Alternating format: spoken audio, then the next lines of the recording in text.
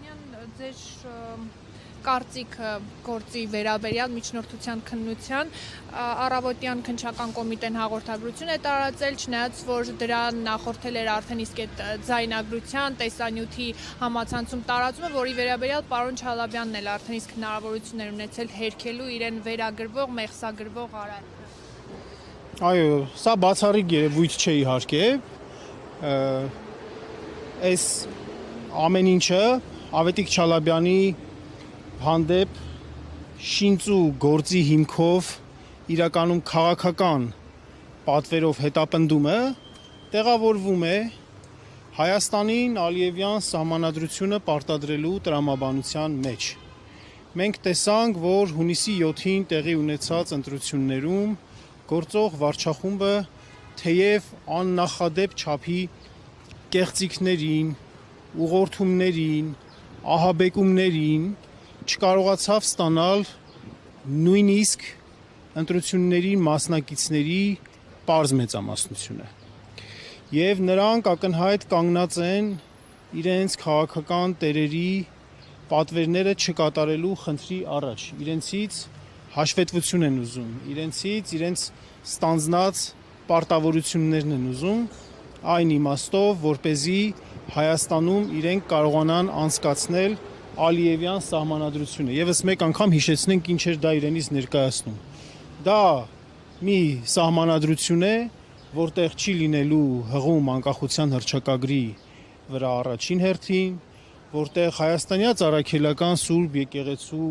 բացառիկ դերակատարության մասին հոդված չի լինելու մեր ենթադրությամբ, մեր համոզմունքով, ինչպես նաև հողը սեփականության իրավունքով միայն Հայաստանի Հանրապետության քաղաքացիներին պատկանելու այդ բացառիկ իրավունքը եւս չի լինելու։ Ալիևյան սահմանադրությունը մեր ժողովրդի մեջ անցկացնելը շինծու հանրաքվեով, պարտադրանքով շատ դժվար է լինելու այս իշխանությունների համար։ Դժվար է լինելու, որովհետև այդ հրեշավոր գործարքի դեմ խոսում են եւ խոսել են բազմաթիվ անհատներ, վառ անհատներ, հանրային կշիռ ունեցող, քաղաքական դիրքորոշումներ ունեցող, ողնաշար ունեցող, առանցք ունեցող մարդիկ։ Նրանցից մեկն էլ հանդիսանում է Ավետիք Չալաբյանը, որին այս պահին մեկուսացնելու նրան հանրային խոսքից զրկելու պարզապես խնդիր են լուծում այս իշխանությունները։ Մենք օրեր առաջ տեսանք, որ նման երևույթ տեղի ունեցավ Ալեն Ղևոնդյանի հետ, մարդու, որը եւս միշտ աչքի ընկնում դիպուկ, ճշգրիտ քննադատությամբ եւ կանխատեսումներով։ Եվ այսպես կարելի է շարքը շարունակել, ուստի այս ամեն ինչը մենք տեսնում ենք հենց այդ տրամաբանության մեջ։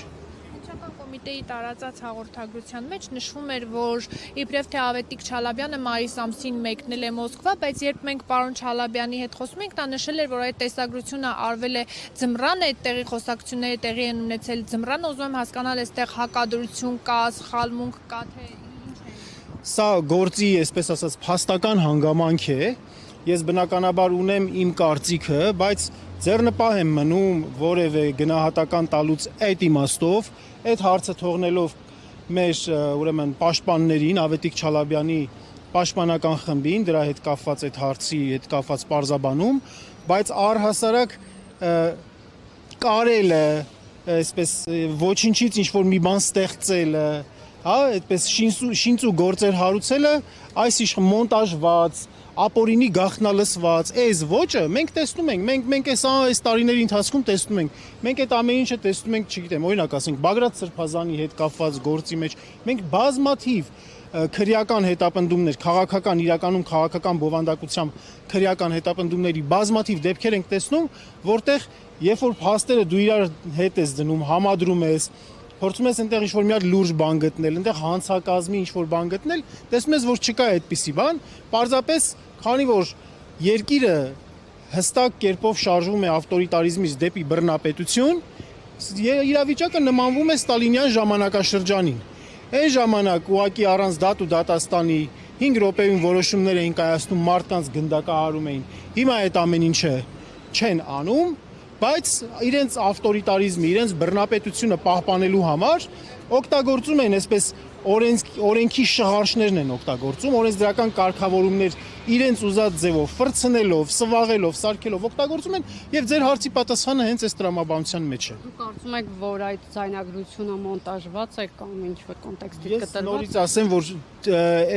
իմ կարծիքը բան չանեմ, այսպես դա քանի որ գործի փաստական հանգամանքին է վերաբերում, դրա համար ես գնահատական չտամ, բայց ոճը, ձեռագիրը, ապօրինի, գաղտնալսում, չգիտեմ, մոնտաժել, մեկնաբանել եւ այլն, այս ոճը այս իշխանություններին շատ բնորոշ է եւ ցավոք սրտի, ցավը այստեղ նրանումն է, որ այս իշխանությունները իրենց համար փաստորեն օգտագործում են Հայաստանի Հանրապետության իրավական համակարգ, իրավապահ համակարգը, քննչական մարմինները ցավոք սրտի իրենց գործառութային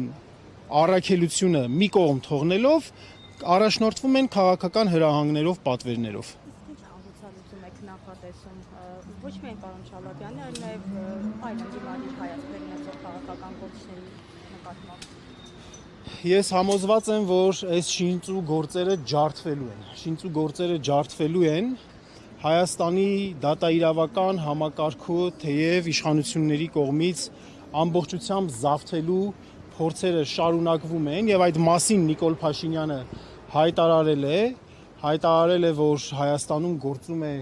մաֆիա, այսպես դատաիրավական մաֆիա, մոտավորապես այսպիսի ձևակերպում, ասելով թե բոլոր այն դատավորները կամ իրավապահ համակարգի բոլոր այն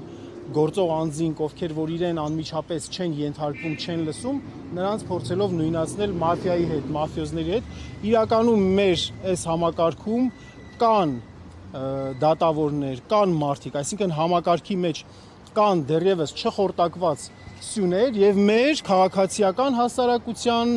հանրության պարտքն է մեր աջակցությունը բերել այդ սյուներին, որպեսզի նրանք չխորտակվեն, որպեսզի մեր պետությունը, որ հաստատուն քայլերով գնում է դեպի բռնապետություն, կարողանանք կանխել կամ գոնե դանդաղեցնել այդ տեմպը։ Այսինքն անհատները ոչ թե համակարգի վրա է, որ ասում եք ջախջախելու հույսը, անհատը եւ որոնք դատավորների ժողովրդի ոչ թե իրավական համակարգին է կապառնում։ Այո, համակարգը, որովհետև ի վերջո համակարգի մեջ կան անհատներ, որոնք որ ենթարկվում են ցանկացած քաղաքական պատվերի եւ անվերապահ ձևով են կատարում, եւ կան անհատներ, ովքեր որ դեռևս առաջնորդվում են օրենքով, սեփական խղճով եւ իրենց մասնագիտության առաքելությամբ։ Այսօրվա երիտասարդ դատավորից